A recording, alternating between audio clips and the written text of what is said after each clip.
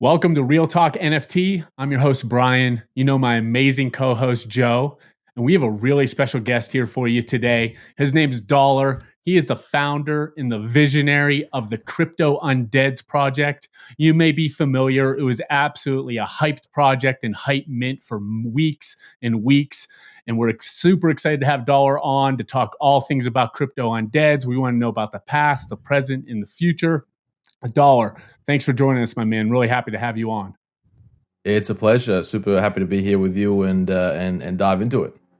Awesome, man. Well, full disclosure, before we get really into the meat of everything, Joe and I are both holders of the Crypto Undeads project.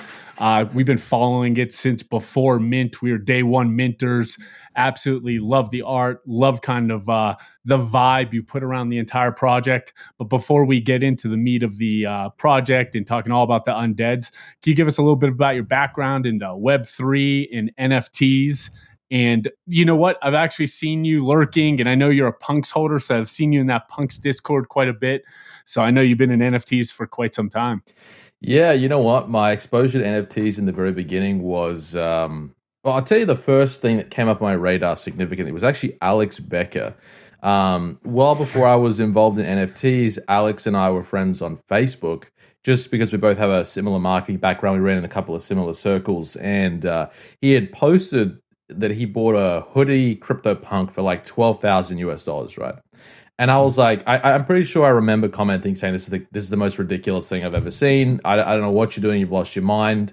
You know what I mean? And I just disregarded it. And it was actually from that tweet, which I'm guessing probably would have been around 2020, that it just NFTs started coming up again and again. And with intelligent people, mind you, like it's like people who I respected were saying, hey, like, I'm in this space. I'm diving in. This is what I'm excited about. So at a point, I was like, okay, I gotta find out what's going on here. Like, what am I not understanding? So that led me to kind of become a little bit of I would say a little bit of a DJ in terms of just minting anything and everything I could, just to start to learn about the space, understand what people are looking for, what they're excited about. Did that for a while. And then eventually started actually, with my Web 2 agency, actually working on a few projects in sort of advisory capacities, just to also get an understanding of the business behind the scenes. So, it started as kind of being a bit of a DJ, then working on a bit of the business side, and then ultimately became kind of a collector, right? I started to really enjoy it. I found them, connected with some great artists, some great people, and then I started to buy up things I really like. So I kind of gone through the full cycle, from DGen to the business side, and then a collector myself. Were NFTs your first experience, or did you dive into crypto earlier in those early days of when it was the real Wild West? Yeah, you know what? I was in crypto prior to NFTs, but it really wasn't a significant portion of my net worth or like time that I was putting into it. When I came into NFTs, that's when it got pretty serious, because as you remember, like that original bull run was kind of absolute madness as well, right? Mm-hmm. So I got like really heavily involved. Like I had an account at Mt. Gox, and I've been through the ringer with some of these different platforms. I was like pretty early in Bitcoin. I don't really know the year, but it was just never anything significant. So yeah, I've been around, but NFTs really like notched it up significantly. Same here. I remember buying $20,000 NFTs that my wife was straight going to divorce me, not knowing what was happening. And full circle now, you're launching an interesting project, very interesting project, one of the most hyped in 2024, although it's only been 2 months. And just curious because PFPs have kind of took a hit for the last 2 years. A lot of utility types of NFTs are kind of taken front and center, Web3 gaming and whatnot. What was the inspiration? I was on your town hall. You talked about, you want to bring back some of the original Cryptopunks benefits and utility from the community. You talked about hosting events. But, what gave you the courage to kind of like launch a PFP project when it's not all the hype right now? You're very right about that. Look, I'll tell you two things. Number one is, when I sort of had the idea for this project, Solana, and minting it on Solana was in a pretty bad place. It was $20. Right. Nobody was talking about it. Yeah. Nobody really was that excited about Solana. I don't think anybody was really building on Solana just because the attention wasn't there. And so I knew that Solana would come back. I'm still somebody who's big on ETH and Bitcoin, but I knew Solana had a place. And so I thought, look, let me spend some time building up something that I think will bring the energy back to Sol. And then, speaking in terms of, having the courage to do a PFP collection, look, it may be arrogance of me to think that I kind of have an idea, but, because I've minted so many projects, because I've held so many different PFPs across Solana and ETH, like I've developed, I guess, a bit of a thesis in terms of what has a chance, right? Like at the end of the day, everything is unpredictable, but what do I think like has a legitimate chance? And, it's really born out of the Cryptopunks philosophy, which is like collecting for the sake of collecting, a really great membership, an aspirational NFT. But then there are, the elements around that help dictate success. Like even the style of art, like pixel art is generally quite timeless. The simpler the pixel art, generally speaking, the more timeless it is again. Like, so even with the art, we probably designed 5 collections before we landed on this one. And the same is true for the internal roadmap. It's like I'm taking everything I've seen and observed and learned and try to create a structure and a plan that to me has the best chance of survival. And at the time I started building it, like I said, nobody else seemed to be working on something like that. Yeah, when this project was first caught my radar, we had no idea what the art was going to be like. It was very I don't want to say like calculated hype, but there's just a lot of like OG vibes around it. And I remember talking about it to people in my Discord, that kind of a private alpha Discord I'm in, and we all were speculating. Everyone had an idea possibly who could be behind it, who might be behind it, but we all landed on the same thesis of like, this is somebody that's been in the crypto world. They definitely can walk the walk, talk the talk. So love to see what you've done with the project. And personally, I love the art. Big fan of CryptoPunks. I think we all are, and definitely pixel art overall. It just gives like that old school vibe and feel to it. Actually, one thing I love about your project, and I'm going a little off the radar here, but is the consistent like blue background. And I just think that just always sticks out to me on Twitter. I know there's like always possibilities of like dynamic backgrounds and changing, but that's something that always sticks out to me with the project. Was that by plan? Is that something that's going to stay? Just kind of curious your thought process behind that. It's a good question. So when we were doing the brand exploration, I was always, I mentioned punks a lot. Like I'm a big punk fan. And, I wanted to almost like have a little bit of a tribute to punks within our brand. And that was why we sort of landed on such a similar punk blue.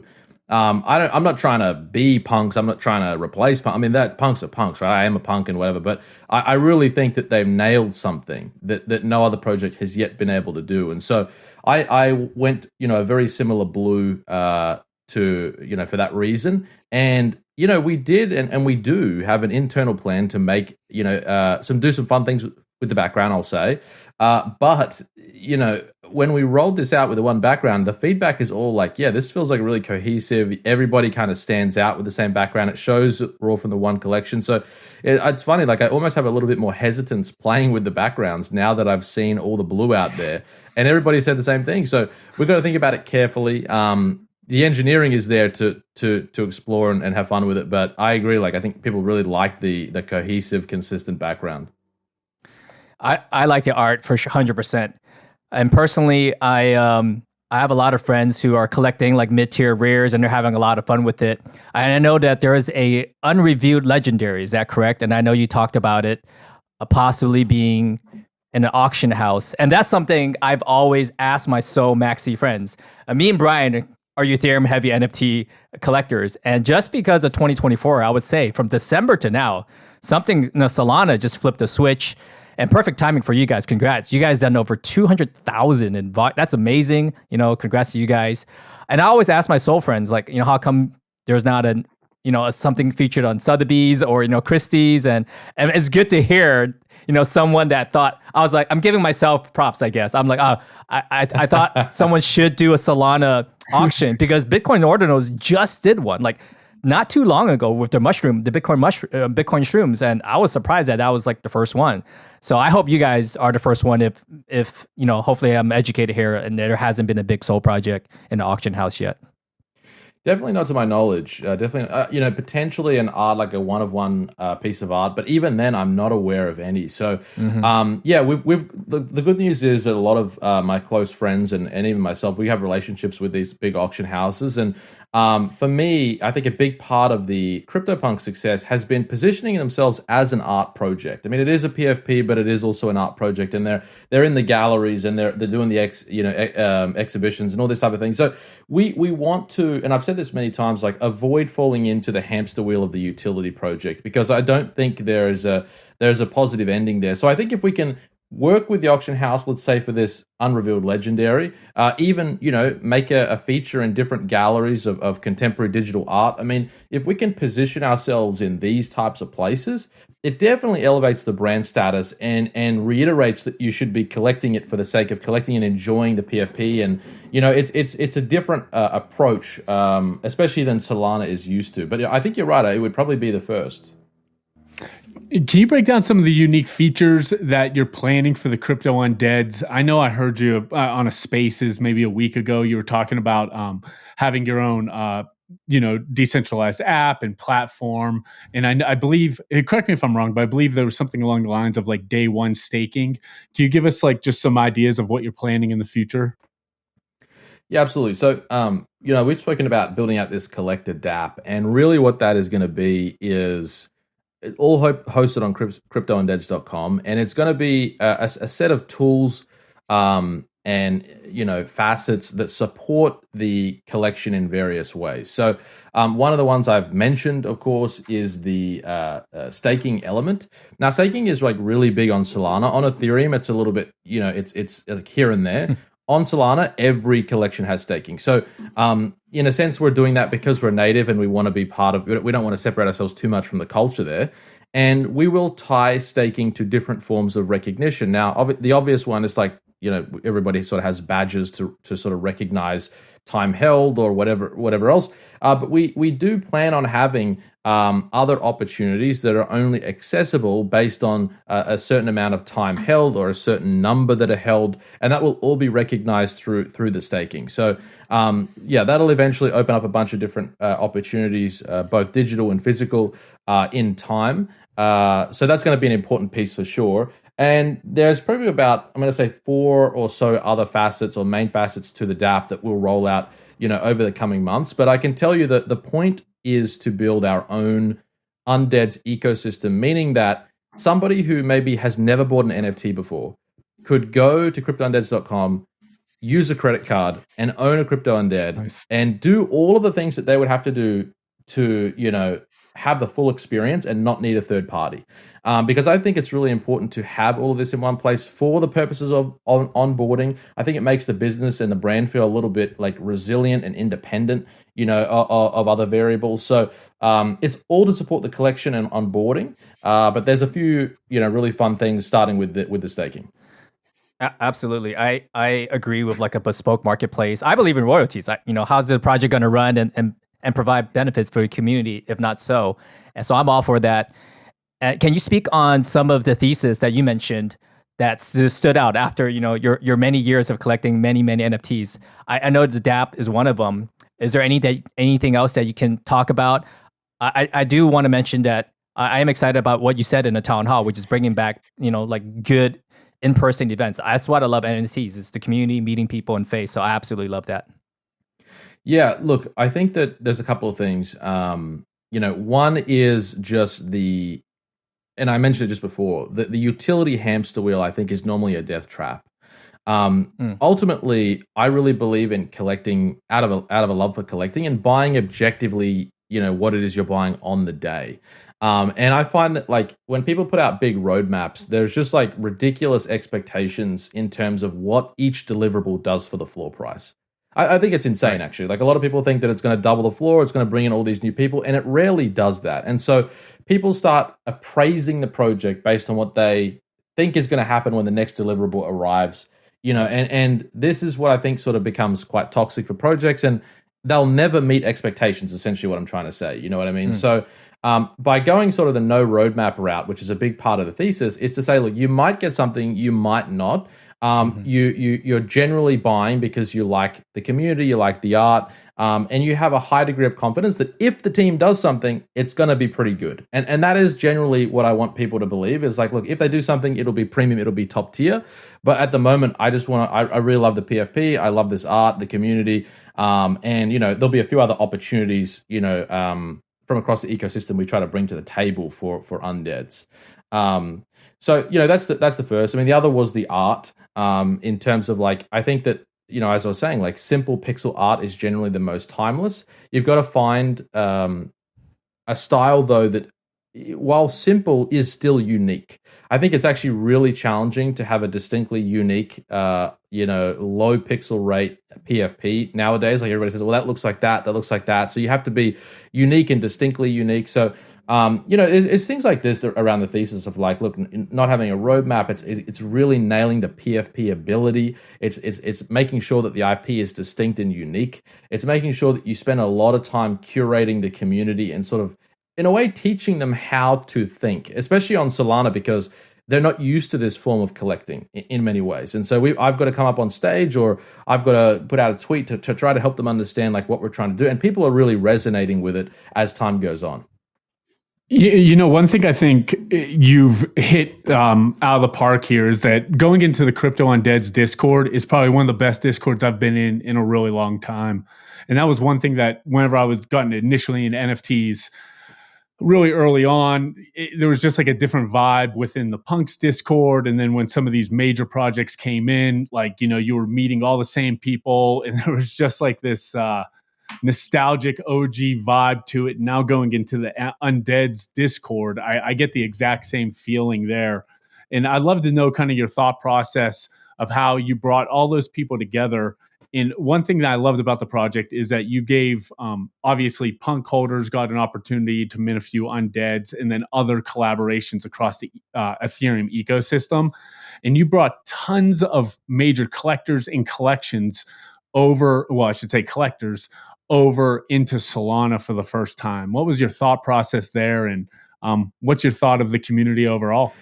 Yeah, look, I tend to agree with you. I think that where we're at for the most part in terms of community is really good, both on Twitter and in the Discord. And that's so important, right? Like the community is ultimately the vessel that pushes the project forward. It doesn't matter what I do if nobody's there to, indulge in it and keep the community side going, which is so important. So, look, I'm very, very happy with it. I think that we've already started curating a bunch of people who kind of vibe with my goal and vision here. Like there's especially a core group within that group that are like advocates for the idea of like, okay, we need this on Solana. So, there's a lot of positivity there around that, and it's creating a really great culture and group. I mean, in terms of bridging collectors over, we did a lot of Ethereum collaborations.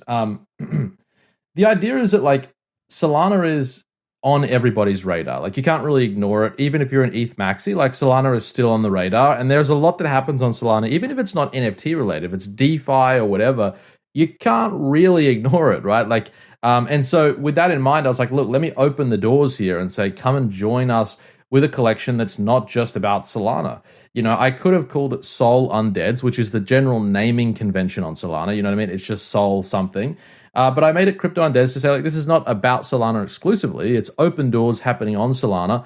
And, that's really the rationality there, is to, like, bring a whole diverse set of people in to just vibe with the art and the community. But in many cases, it was the first Solana NFT for these people, which was awesome to hear. Yeah, for many collectors over in the Ethereum world, for sure, 100%. One that's like a staple that they're not going to look to flip immediately. I would say that's definitely true. A lot of my Sol friends who's been trading Sol NFTs typically get in and out within a day, right? That's kind of how the vibe is in Solana. And you talked about speaking or changing that community mindset a little bit, educating them on how different projects should be. That's something probably new. I'm super excited on what's to come. I'm not sure if you mentioned this already, but is there an inkling of when that first event might be, or is there an event that's going to come up soon?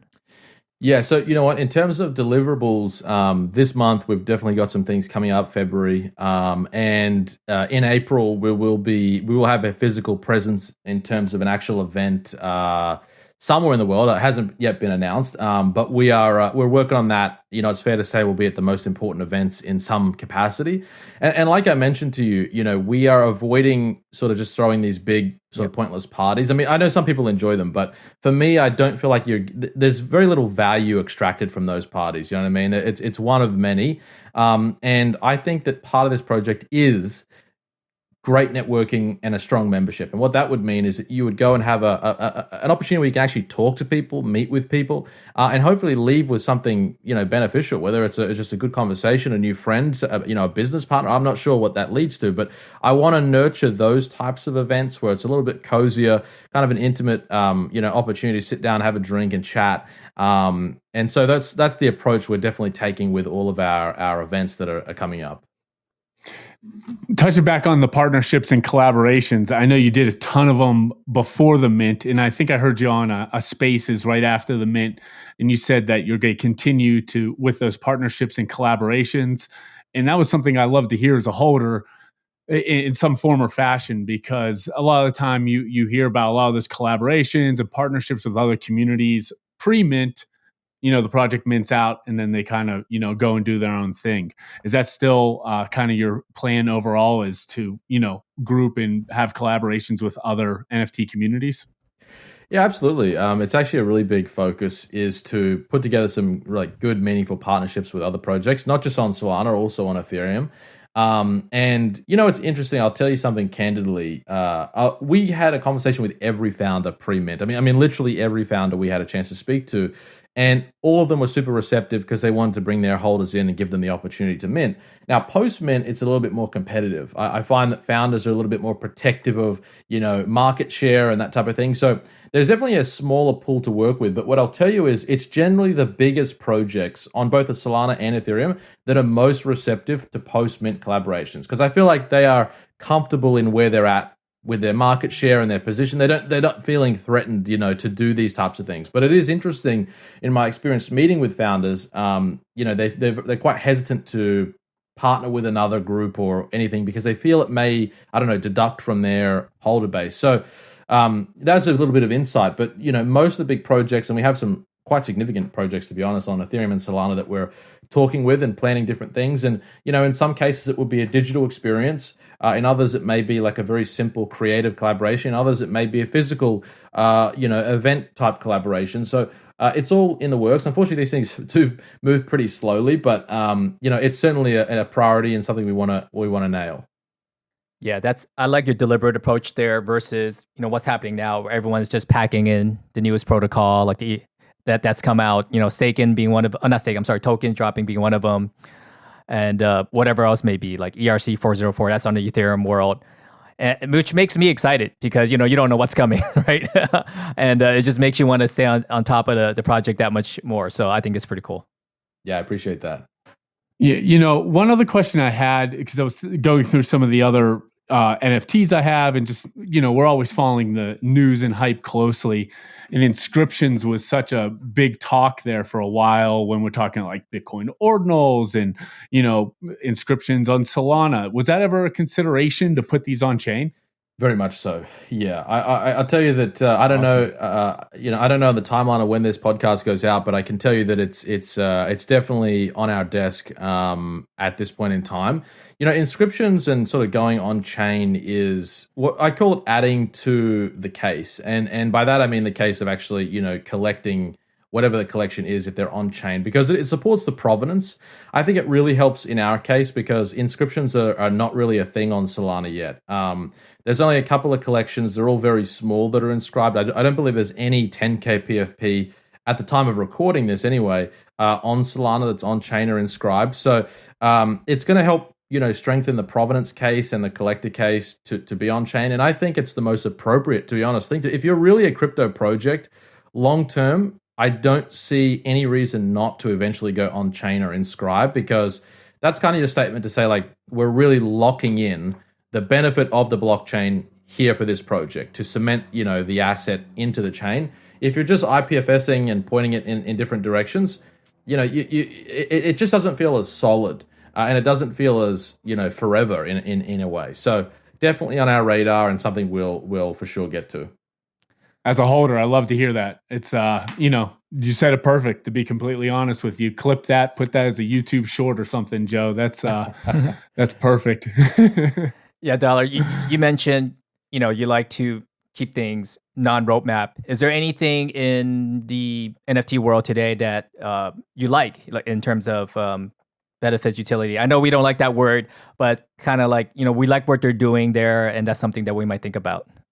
Well, here's what I'll say. I think that the reality is there's more than one playbook. And I think that's important to recognize, right? So like there's the gaming, and then there is like some genuine utility projects that I love. Like if we like Famous Foxes on Solana, I've known those guys for a couple of years. I think they're extremely talented and they're net positive for the ecosystem. So that's a valuable utility project. And then you've got like, Pudgy Penguins, even Azuki, who are making like a really strong brand play.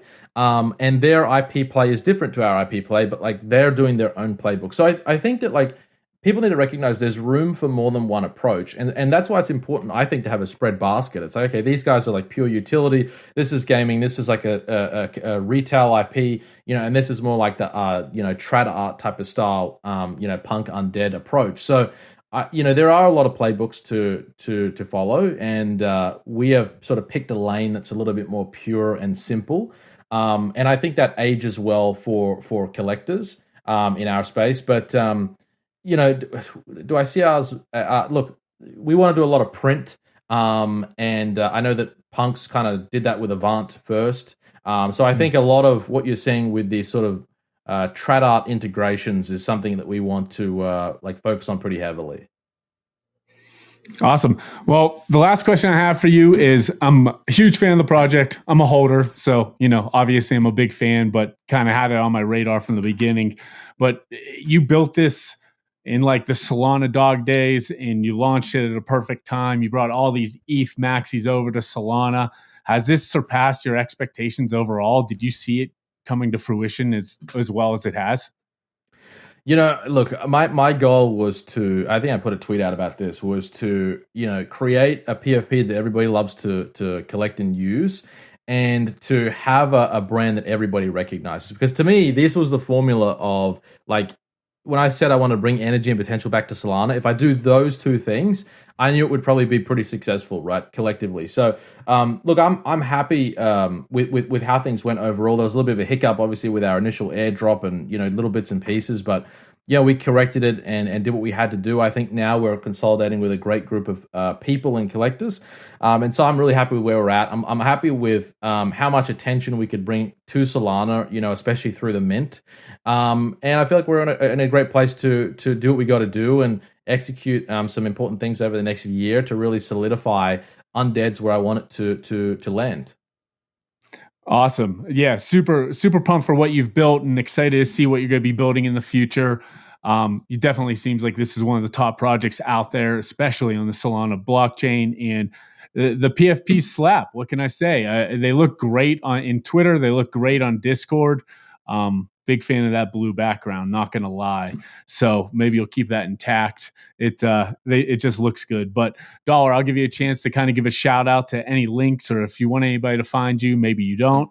I'll definitely put the links to the project below the video, but just wanted to give you a moment to give a shout out. Yeah, I appreciate that. Look, I don't have anything specific to mention. I think, I really appreciate everybody who comes to the project and really has a think about what we're doing, and just enjoys it for what it is. Like we've got some things to deliver over the next year, and we want to do a great job in building out the infrastructure and the platform. But at the end of the day, what we want to do is put out one of Solana's best PFPs, and I think we're really contending on that. And so, if you've got any exposure to NFTs on Solana, if you want to have exposure to NFTs on Solana, I think Crypto Undeads is a great entrance to that, and there's a lot coming that will support us in doing that long term. So outside of that, very, very thankful to both of you for having me on, and also being collectors of the project, and seeing where we take this over the next little while. Awesome. Thanks, my man. Thanks for joining us. Thanks, Alan. Thank you very much. Cheers.